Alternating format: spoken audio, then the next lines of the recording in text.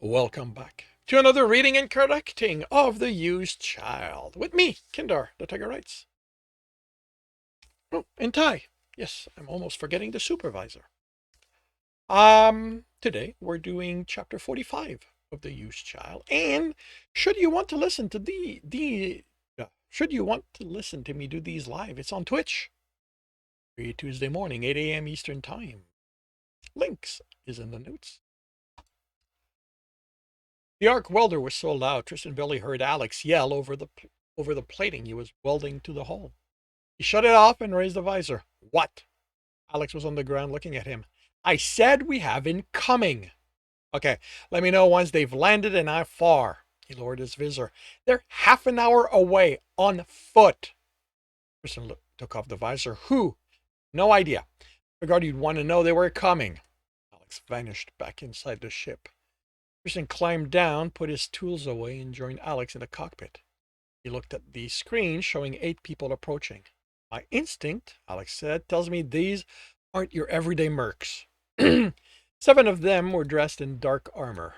Too far to make out details, but the uniformity to the looks and motion marked them as fully trained military.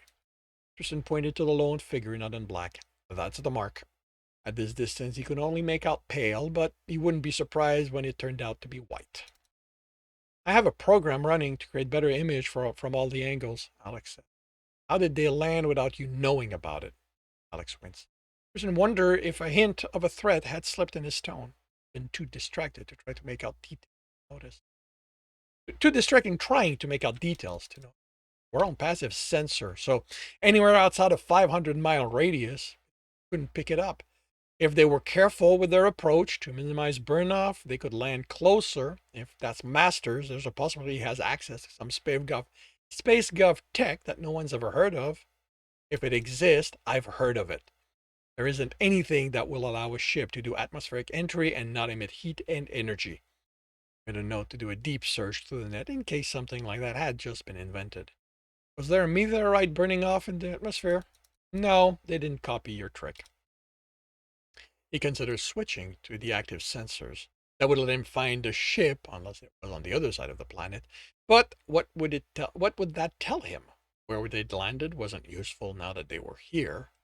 An image appeared on the screen, a still of the people. Alex enlarged it, and the level of detail was impressive. He could make out that the armor was military grade Escosan survival skeleton.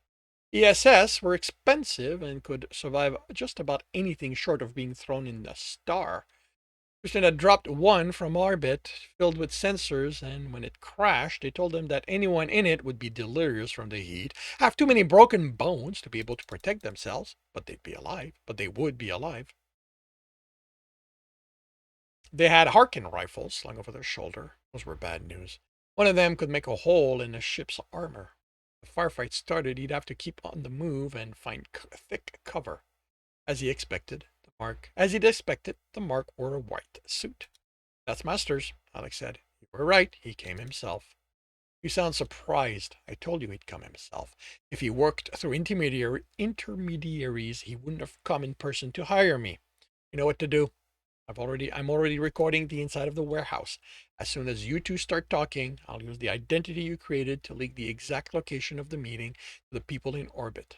The moment that's done, I start broadcasting everything.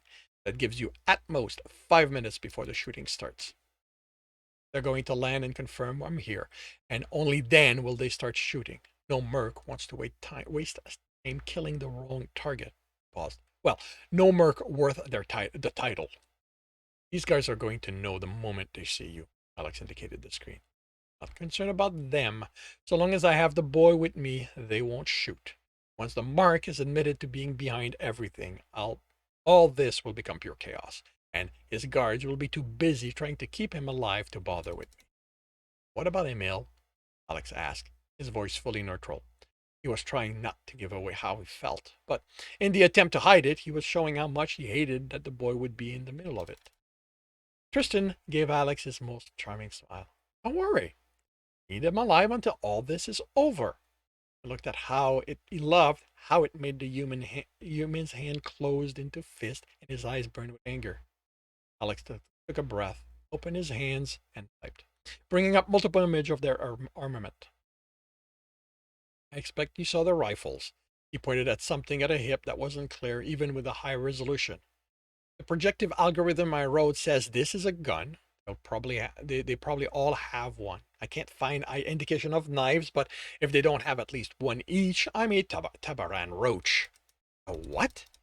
Surprise undercut the pride he'd been feeling at Alex showing control over his anger. A thing we say back home to show we're certain that of what we're saying. Trust me, no one wants to be a roach.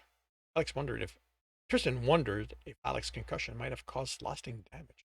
Something else to deal with after all this. He opened the door to the boy's room. Buddy, it's time. The boy jumped off the bed, his face lighting up. My father's here? I think so. Tristan crouched before the boy as his face lost enthusiasm. You aren't sure? Tristan placed a hand on each of the boy's shoulder. I think it's him. He looked like the picture you showed me, but he had soldiers with him, and with all that, the bad men after you and him, it's possible one of them found out what he really looks like and sent someone pretend to be him. Looked the boys in the eyes. But, Emil, to be depending on you to tell me if it's really your father. He is, then it's all good. If it isn't, I'm going to take you out of there. Understand, no matter what, I will keep you safe. The boy nodded, but looked uncertain. If it isn't him, what are we going to do? We'll keep looking, okay? He stood. Now, because of the soldiers, you won't be able to just tell me if it isn't your father. Tell me, would you ever be scared of your father? The boy shook his head with the kind of certainty only the innocent and the idiots had. All right. Then, if at any time you're scared, I want you to take my hand, and I'll take you out of there. He offered his hand to the boy. That's simple. That's our signal that you don't want to go with him, no matter what he says. The boy took his hand and held on tightly. Tristan placed the small communication earpiece in his ear. Alex, I hear you. They're still on their way. All recordings are going. Still no idea where their ship is.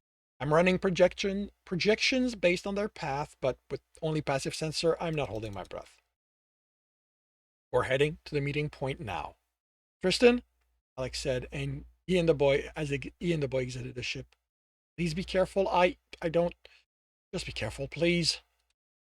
Love having Alex be this emotional mess who couldn't work out what he wanted out of this. Alex, I give you my word that me and the boy have nothing to fear from whatever's coming. I promised to keep him safe from all of them. But would only hear the certainty in Tristan's voice. I hate you, Alex said softly, having understood the implication. Tristan guided the boy through the unused buildings until they reached the warehouse. Inside, they took position in the center of the large space, which happened to have a dozen cameras covered. He placed a hand on the boy's shoulders and squeezed it for comfort. Won't be long, he told them. They've crossed the perimeter, Alex said in his ear, sounding professional. The buoy has detected the electronics and gave one pulse. They received they received it and are now consulting their equipment. Most likely scanning equipment. They're adjusting their course to take the long way to you. ETA, 10 minutes. Okay, on a related note, we're starting to attract the attention of everyone in orbit. Active scans are going over our heads. Doesn't look like they've detected us. I'm picking up encrypted chatter, and the tone, there's a lot of bickering taking, and by the tone, there's a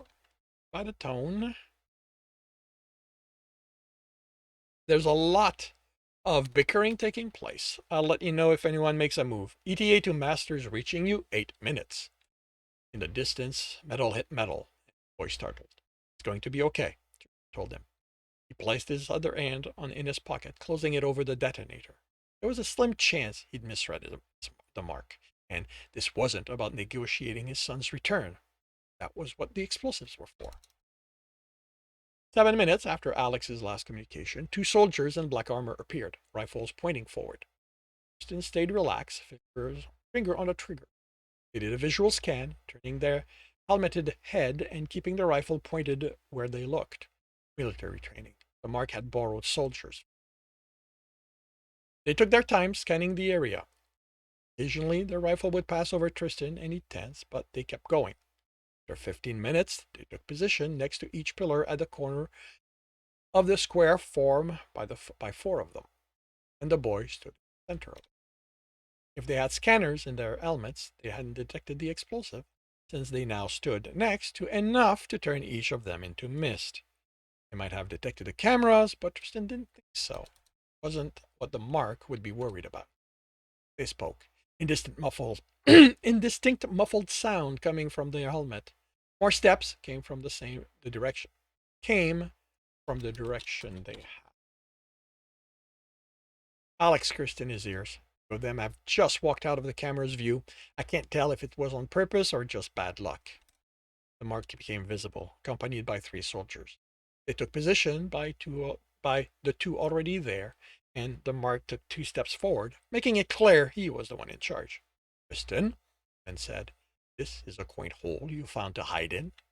You haven't given me much choice. I've just leaked the location, Alex said in his ear. Release my son, Mark demanded. How do I know you're his father? Looked at the boy. Is that your father? Emil took a step forward, hesitated. Hello, Emil, the Mark said, his voice all smiles. I'm so glad to see you again. It's been a long time since I've seen you in the flesh. Father? The Mark smiled. Yes, Emil, it's me. It was good, practice, and as fake as any smile Tristan had used. I'm glad to see you're all right. The boy smiled and spoke with enthusiasm. Tristan's been keeping me safe. He's been showing me things. At those words, the Mark stiffened. Not enough for the boy to notice, but Tristan saw and he relaxed more. He'd read the situation correctly. He'd understood what the Mark had expected and acted differently. Tristan hadn't hurt the boy. He hadn't worked out his anger over the double cross on him. The Mark motioned to the boy. Come on, Emil, he said, his tone stern, but more stern than caring. I'm going to take you away from that thing. The Mark wasn't quite as adept as going off script. The boy took another step, which forced Tristan to let go of him. He stopped and looked at Tristan over his shoulder. Are you sure this is your father? Tristan asked, putting concern in his tone the Mark hadn't been able to. Remember what we know. Are you going to be safe with this man? The Mark glared at Tristan. What do you think you're doing? Thinking of my buddy's safety. Mark snorted. His safety? You? You don't even know what keeping someone safe means. I'm his father. I've seen to it he was safe. I put him in the safest academy. I made sure he'd be prepared to deal with what the universe would throw at him. Even this is all about making sure he's going to be safe, to make sure he knows what your kind are like. Tristan didn't need to hear this, but it was instructive. He looked at the boy, who was paying attention to every word the Mark said. Did his father know how smart the boy was? Was the boy now savvy enough to understand what the words meant? There you are, Alex said. The two went the long way around, keeping out of the camera's view so they know about them. Probably think it's just security since they haven't disabled any of them. They're behind you, 3 pillars back. Buddy, Tristan said. What am I like? I filed Alex's information away for use would be when it would be relevant. And it became relevant. You're nice, the boy said, his expression puzzled. You're smart and brave. You tell me fun stories. Christian smiled at the Mark, the same kind of fake smile the man had used earlier. You're wrong, the Mark said, angry. That thing's a killer. He hurts people for money. His kind are what I need to keep the universe safe from. He got himself under control, and when he continued, his voice was calm, welcoming. He lied to you, son. Come to me. I'm going to keep you safe from people like him. The boy took another step forward and stopped. When he looked at Tristan over his shoulder again, the Mark's face became pure exasperation. You really hurt people? Tristan shrugged. He kept his tone neutral. Sometimes I don't have a choice. Like with that animal, I didn't want to kill it, but the universe was testing me. Sometimes other people are the test. For money? The boy asked. Tristan shook his head. I've never killed for money. He sighed. Buddy, I'm not a nice person with everyone. I can't be. There are people out there who are worse than me. You know, you know, like I, you know,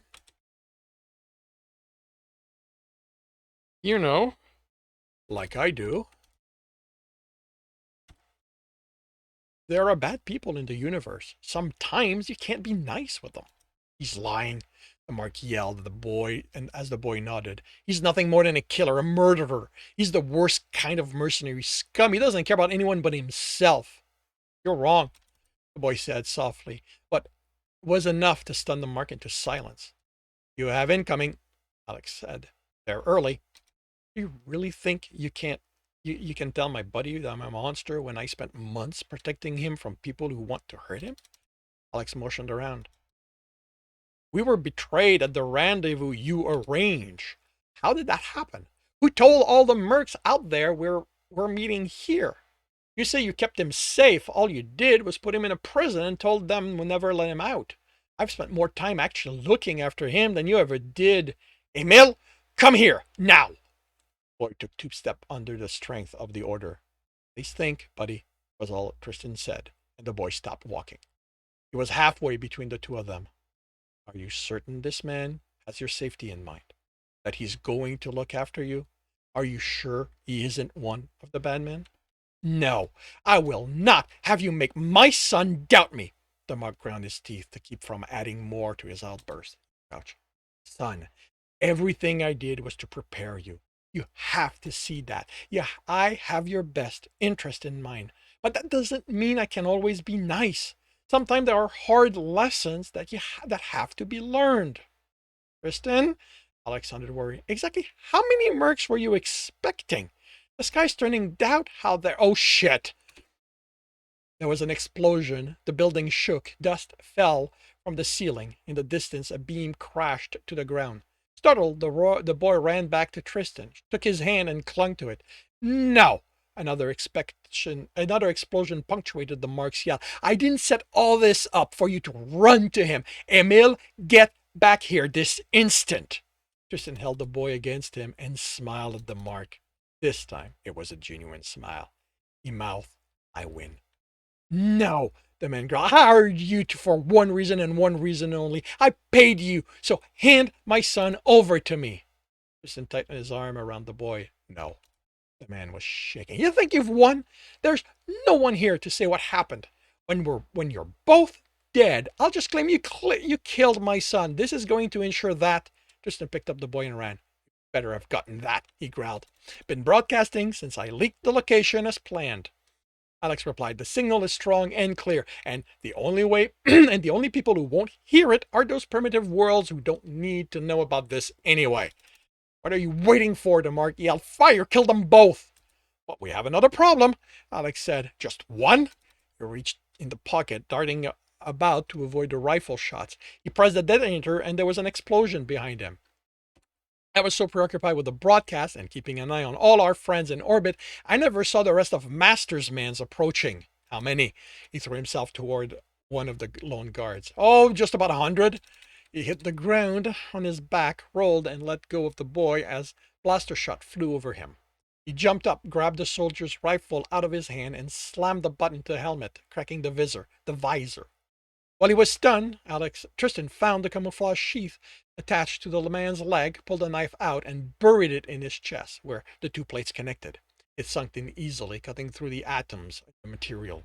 He used the body as a shield and motioned for the boy to join him, and in seconds the boy had it grabbed his hands. It won't take long for the broadcast to do its job, then the mercs are going to be firing at everyone, not just us. He stood and fired in the direction where the mark had been. Shots had kept coming from there, so the explosion hadn't killed everyone. Considering the number of mercs that are landing, going after everyone isn't going to slow them down all that much. We have what we needed. I suggest we get out of... The arrest was static. Alex? Tristan took a step to run toward the exit, but a beam grazed him and forced him back. What had he been about to do? Run blindly to Alex's rescue?